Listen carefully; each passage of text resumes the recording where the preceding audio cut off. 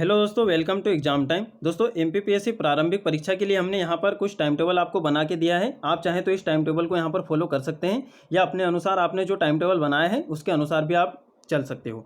दोस्तों, सबसे पहले हम ये समझते हैं कि टाइम टेबल बनाना क्यों ज़रूरी है। टाइम टेबल बनाना इसलिए ज़रूरी है ताकि हमें पता रहे कि हमें क्या पढ़ना है, यानी कि हमारा नेक्स्ट डे का टारगेट क्या है, आज से 7 दिन बाद हमें क्या पढ़ना है और पेपर के 1 दिन पहले या 2 दिन पहले हमें क्या पढ़ना है, कौन कौन से टेस्ट लगाना है, कौन कौन से सोर्स इकट्ठा करना है। तो ये सब टाइम टेबल के पहले करने की चीज़ें हैं कि हमें क्या करना है, कौन कौन से सोर्स इकट्ठा करना है। अब हमने यहाँ पर आपको कुछ टाइम टेबल यहाँ पर बना के बताया है, जैसे कि हम थोड़ा सा यहाँ पर समझा देते हैं किस प्रकार से हमने बनाया है। देखिए, हमने यहाँ पर जो डे लिखे हैं ये यहाँ पर ऐसे लिखे हैं, जैसे कि आपके पास कितने डे यहाँ पर बचे हैं। यहाँ पे जैसे कि 45 डे बचे हैं, 10 जून से आपके पास 45 डे बचे हैं, फिर 44। तो इसी प्रकार से हमने यहाँ पर इस क्रम में लिखे हैं, यानी उल्टे क्रम में यहाँ पर इनको लिख दिया है। जैसे कि यहाँ पे 24 जुलाई को आपके पास 1 दिन बचेगा, तो इस प्रकार से जैसे कि आपका 1 दिन का यहाँ पर टारगेट पूरा होते जाए तो आप इसे यहाँ पर क्रॉस करते जाए। तो अब देखिए अब यहाँ पर 2 तरीके के टाइम टेबल होते हैं। जैसे कि अगर आपने कोई सी टेस्ट सीरीज ज्वाइन की है दोस्तों, अब यहाँ पर 2 तरह के व्यक्ति आते हैं। जैसे कि किसी ने अगर टेस्ट सीरीज ज्वाइन की है तो आप अपनी जो टेस्ट सीरीज का जो शेड्यूल है दोस्तों उसी के अनुसार चलिए, ठीक है। और बाकी जिन्होंने टेस्ट सीरीज ज्वाइन नहीं की है, जो सेल्फ स्टडी करते हैं, तो उनके लिए ये टाइम टेबल यहाँ पर काम करेगा। तो आपको किस प्रकार से यहाँ पर चलना है दोस्तों, तो वो हम यहाँ पर बता देते हैं। और जिन लोगों ने टेस्ट सीरीज ज्वाइन की है तो वो क्या कीजिए, अपने टेस्ट सीरीज के अनुसार जो आपका शेड्यूल है उसी के अनुसार आप पढ़ते रहिए, ठीक है। और आप चाहें तो इसे भी यहाँ पर फॉलो कर सकते हैं। वैसे तो यहाँ पर सब व्यक्तियों का जो टाइम टेबल होता है वो खुद का होता है, बाकी हम यहाँ पर थोड़ी सी आपकी हेल्प कर रहे हैं टाइम टेबल बनाने में, यानी कि आप किस प्रकार से आपको तैयारी करना है, ठीक है दोस्तों। तो हम आपको बता देते हैं, जैसे कि हमने ये टाइम टेबल बनाया है, यहाँ पर बनाया है 10 जून से, ठीक है। तो अभी यहाँ पर 8 जून है और 9 जून, आपके पास 2 दिन यहाँ पर बाकी है। अब ये 2 दिन आप क्या करोगे, जैसे कि 10 जून से हमने यहाँ पर टाइम टेबल बना के दिया है, तो आप 8 और 9 के तारीख के दिन क्या करोगे। तो दोस्तों 8 और 9 तारीख के दिन आपको क्या करना है, सोर्स इकट्ठा करना है। यानी कि अभी आपके पास जो 2 दिन बचे हैं इसमें आपको सारे सोर्स इकट्ठा कर लेना है। कौन कौन सी PDF आपको पढ़ना है, कौन कौन सी जो PDF है इंपॉर्टेंट, जैसे करंट अफेयर की हो गई, उसके बाद में निर्माण IAS की यदि कोई सी और इंपॉर्टेंट PDF आई है, या फिर current affair MP current affair आपको कहाँ से पढ़ना है, भारत का इतिहास कहाँ से पढ़ना है, मध्य प्रदेश का भूगोल कहाँ से पढ़ना है, तो ये सब चीज़। और टेस्ट सीरीज कौन सी लगाना है दोस्तों। टेस्ट सीरीज हमने यहाँ पर विवेकानंद इंस्टीट्यूट के टेलीग्राम और व्हाट्सएप ग्रुप में दोनों में शेयर कर दी है, 10 FLT भी वहाँ पर हमने शेयर कर दी है। तो आप उसी के अनुसार हमने ये बनाया है, ठीक है। अब देखते हैं हम यहाँ पर किस प्रकार से आपको पढ़ना है। तो हमने सबसे पहले यहाँ पर क्या करा है, सबसे पहले दोस्तों ये करा है कि अभी आपको क्या करना है, ना तो कोई टेस्ट लगाना है अभी 10 दिन तक, ठीक है। 10 से 20 जून तक आपको कोई टेस्ट नहीं लगाना है। अभी आपको सिर्फ सिलेबस पढ़ना है। आपकी जो 10 यूनिट है तो प्रत्येक यूनिट को 1 दिन में कंप्लीट करना है आपको, क्योंकि आपके पास इतना ज़्यादा यहाँ पर समय नहीं है। तो अभी क्या करना है दोस्तों, देखिए जैसे कि हमने यहाँ पर 10 जून का लिखा है, देखिए यहाँ पर हमने 10 जून लिखा है, यानी कि 10 जून को आप क्या करोगे, मध्य प्रदेश का जितना भी पूरा इतिहास है, यानी कि यूनिट नंबर आपकी जो 1 है वो आप पूरा यहाँ पर पढ़ोगे। और यहाँ पर साइड में हमने लिखा है शॉर्ट नोट्स, यानी कि आप कुछ नोटेबल फैक्ट है या कोई एक्स्ट्रा फैक्ट आपको मिलता है तो आप एक अपने प्रीलिम्स की एक छोटी सी फैक्ट के लिए एक बुक बना लीजिए, उसमें आपके टॉपिक का नाम लिखिए और नीचे आप उसके फैक्ट यहाँ पर लिखते जाएँ। यानी कि कुछ इंपॉर्टेंट चीज़ें आपको कहीं भी मिलती है, कहीं भी पढ़ते वक्त, तो आप क्या कीजिए, उसमें कुछ अपने शॉर्ट नोट्स बनाते चलिए, ठीक है। तो 1 दिन में आपको पूरा मध्य प्रदेश का इतिहास पढ़ना है, जो भी आपका यूनिट नंबर 1 में दिया है वो। अब आ जाते हैं 11 जून। 11 जून को आपको क्या करना है, पूरा भारत का इतिहास यहाँ पर पढ़ना है, ठीक है। क्योंकि यहाँ पर कौन सी यूनिट से कितने प्रश्न आएंगे यहाँ पर ये मैटर नहीं करता है, हमें सारी यूनिट को अच्छे से यहाँ पर कंप्लीट करना है। तो 11 जून को आपको क्या करना है, पूरा जितना भी भारत का इतिहास है यूनिट नंबर 2 में आपका जितना भी दिया है वो पूरा आपको 1 दिन में पढ़ना है। आप वो कैसे, जैसे कि आप चाहें तो MCQ पढ़ सकते हैं, आप चाहें तो लुसेंट भी पढ़ सकते हैं, आपके पास घटना चक्र रखी वो भी आप पढ़ सकते हैं, MPG के आप जो भी बुक से पढ़ना चाहते हो पढ़ सकते हो।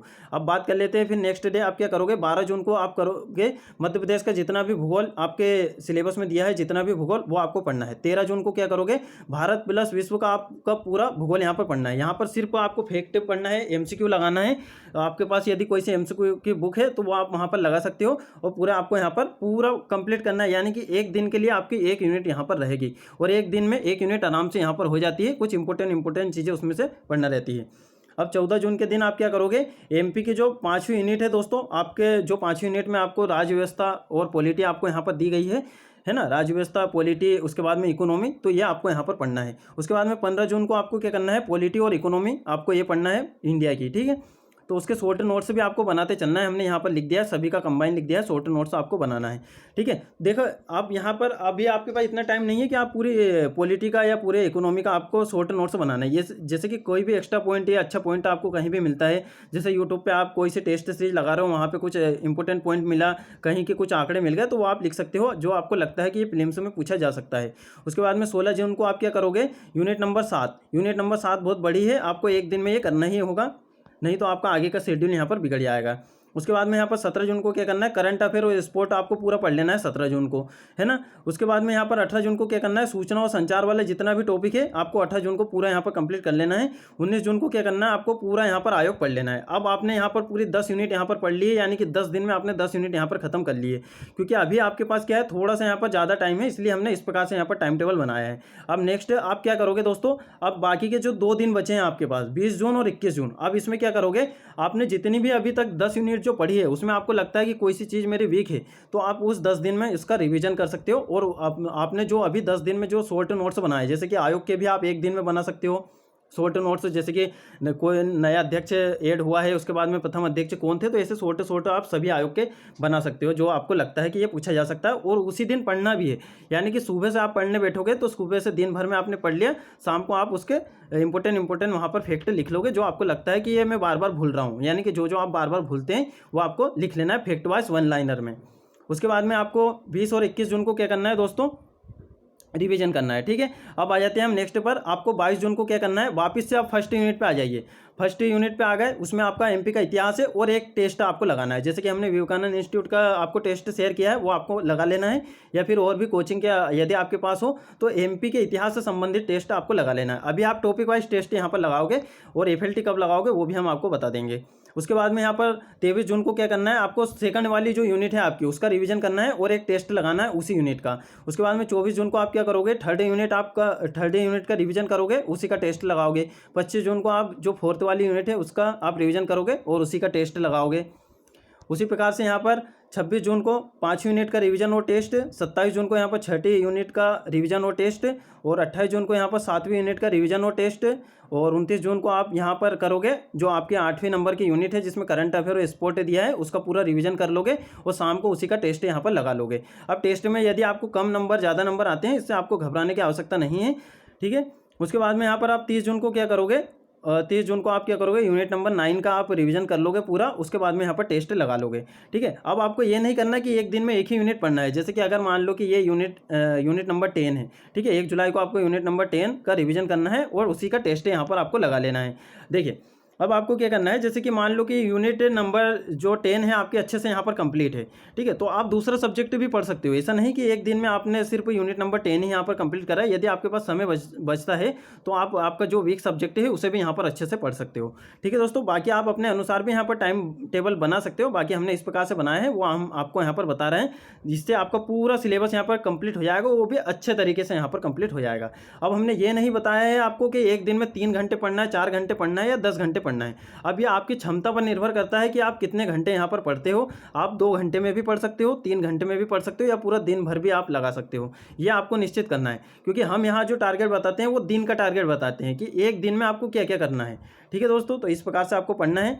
उसके बाद में यहाँ पर 23 दिन बचे हैं अब, और 2 जुलाई को आपको क्या करना है, 2 और 3 जुलाई को क्या करना है, आपने जितने भी टेस्ट लगाए हैं उनमें जो भी आपकी गलतियाँ हुई है तो उन टेस्टों को वापस से पूरा टेस्ट का आपने रिवीजन कर लिया 2 दिन में। ठीक है, 2 दिन में पूरा टेस्ट का आपको रिवीजन करना है 2 से 3 जुलाई को। और बाकी आपने जितने भी यहाँ पर यूनिट के शॉर्ट नोट्स बनाए उन्हें भी आप यहाँ पर रिवाइज कर सकते हो। ठीक है, तो ये एक बहुत ही बेहतरीन तैयारी होती है। आप एक दिन में अगर आप इस प्रकार से अपना टारगेट नहीं बनाओगे तो आपको पता ही नहीं रहेगा कि मुझे आज क्या पढ़ना था।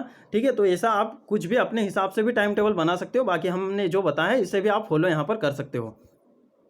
ठीक है दोस्तों, नहीं तो आपका जो समय है वो ऐसे ही निकल जाएगा, फेसबुक व्हाट्सएप पे घूमते घूमते, यूट्यूब पर वीडियो देखते देखते, उसके बाद में यहाँ पर चैटिंग वगैरह करते, ऐसे ही आपका समय यहाँ पर निकल जाता है। तो इसलिए हमने यहाँ पर 10 जून से आपको यहाँ पर टाइम टेबल बता दिया है। 10 जून से आप चाहें तो यहाँ पर फॉलो कर सकते हैं। अभी आपको 8 और 9 तारीख को क्या करना है, कुछ थोड़ा सा पढ़ना है, और बाकी का जहाँ भी PDF वगैरह है वो सब इकट्ठा करके रख लेना है और एक साथ उनके प्रिंट निकाल लेना है। ये 2 दिन आपको ये करना है। उसके बाद में 4 जुलाई, 5 जुलाई, 6 जुलाई, 7 जुलाई, 8 जुलाई। अब ये आपके पास हमने 5 दिन दे दिए हैं दोस्तों। अब ये 5 दिन में आपको 10 एफएलटी लगाना है, यानी कि एक दिन में 2 एफएलटी लगाना है। 10 एफएलटी लगा लेना है, और टेस्ट और रिवीजन। अब पिछला टेस्ट के जो टॉपिक वाइज थे उन्हें भी इन 10 दिन में रिवीजन कर सकते हो, 5 दिन में। और उसके बाद में जो एफएलटी है तो एफएलटी आप लगा सकते हो। 10 एफएलटी हमने विवेकानंद इंस्टीट्यूट की आपको शेयर कर दी है, और भी कोचिंग की आपके पास हो तो वो भी आप लगा सकते हो। बाकी इन 5 दिन के अंदर करना है, यानी कि एक दिन में आपको 2 एफएलटी यहाँ पर लगाना है। अब वो आप सुबह के टाइम लगाओ चाहे शाम के टाइम लगाओ, ये आपकी मर्जी है। बाकी जब जिस टाइम अपना पेपर का टाइम रहता है उसी टाइम 1 घंटे बैठकर प्रॉपर वे में, जैसे कि हमारा जैसे एग्जाम होता है एग्जाम हॉल में, उसी प्रकार से आपको यहाँ पर लगाना चाहिए। बाकी आप अपने अनुसार यहाँ पर लगा सकते हो।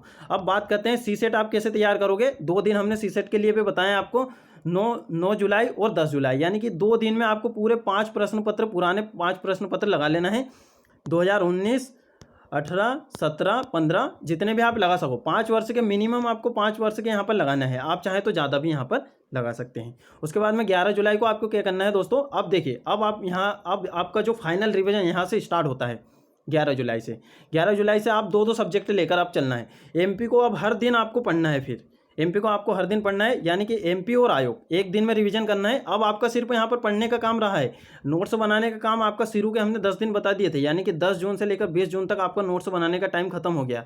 अब आपको नोट्स नहीं बनाना है। अब हाँ, कुछ चीज़ें आप लिख सकते हो उसके बाद भी अगर इंपॉर्टेंट आपको लगती है। बाकी अब लिखने का आपको काम खत्म हो गया, अब सिर्फ आपको पढ़ना है, ठीक है। वो टेस्ट भी आपने लगा लिए हैं, टेस्ट को भी आपको रिवीजन करना है। देखिए दोस्तों, ऐसा है कि ज़्यादा टेस्ट लगाने की भी आवश्यकता नहीं है, यानी कि आप 100, 200, 250 टेस्ट लगाओगे तो इससे आपकी सफलता सुनिश्चित यहाँ पर नहीं होती है। सिंपल से आप अगर 30 से 35 टेस्ट भी यहाँ पर लगा लेते हो तो बहुत हो जाते हैं इतने टेस्ट, क्योंकि टेस्ट से वैसे भी क्वेश्चन आने वाले तो है नहीं, वो हमारी प्रैक्टिस के लिए, हमारी जो तैयारी है उसे जांचने के लिए होता है कि हम कितने यहाँ पर स्कोर कर पा रहे हैं। और कम भी स्कोर होता है तो उससे भी कोई घबराने की आवश्यकता यहाँ पर नहीं है आपको, ठीक है। उसके बाद में 11 जुलाई को क्या करोगे, आप एमपी प्लस आयोग यहाँ पर पढ़ोगे। एमपी और आयोग आपको पढ़ना है। आप चाहे सुबह पढ़ सकते हो, दिन में पढ़ सकते हो, शाम को, जब भी आपको यहाँ पर टाइम मिले। उसके बाद में यहाँ पर 12 जुलाई को आप क्या कर सकते हो, एमपी तो आपको पढ़ना ही है, डेली पढ़ना है फिर एमपी आपको। उसके बाद में सूचना संचार आपको पढ़ लेना है। उसके बाद में यहाँ पर 13 जुलाई को क्या करना है, एमपी पढ़ना है, फिर करंट अफेयर पढ़ना है। 14 जुलाई को आपको क्या करना है, एमपी पढ़ना है और स्पोर्ट का पूरा यहाँ पर पढ़ना है, जो इंपॉर्टेंट है, जैसे कि आपने स्पोर्ट का बनाया, प्रमुख खेल प्रतियोगिताएं, पुरस्कार, सम्मान, ठीक है।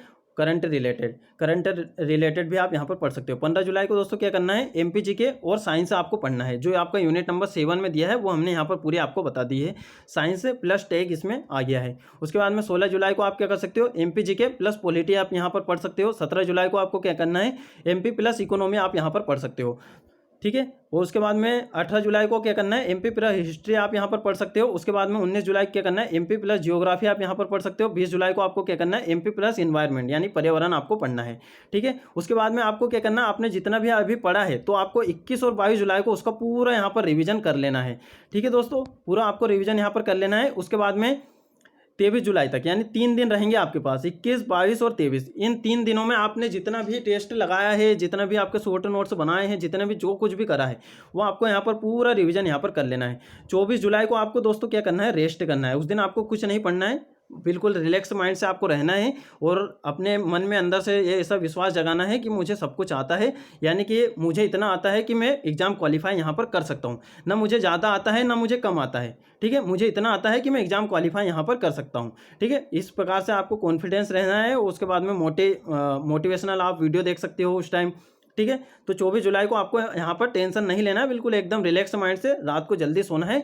और सुबह आपका 25 जुलाई को यहाँ पर फिर एग्जाम है और अच्छे से आपका एग्जाम यहाँ पर देना है, ठीक है। एग्जाम देते वक्त भी आपको क्या क्या सावधानी रखनी पड़ेगी। उसके बाद में आप जो OMR सीट आपकी रहती है ना, OMR सीट आप की रहती है, वो कैसे आपको भरना है और एग्ज़ाम में आपको कैसे क्वेश्चन वहाँ पर सोल्व करना है, ये भी हम आपको बीच बीच में वीडियो हमारे आते रहेंगे तो हम आपको यहाँ पर बताते रहेंगे।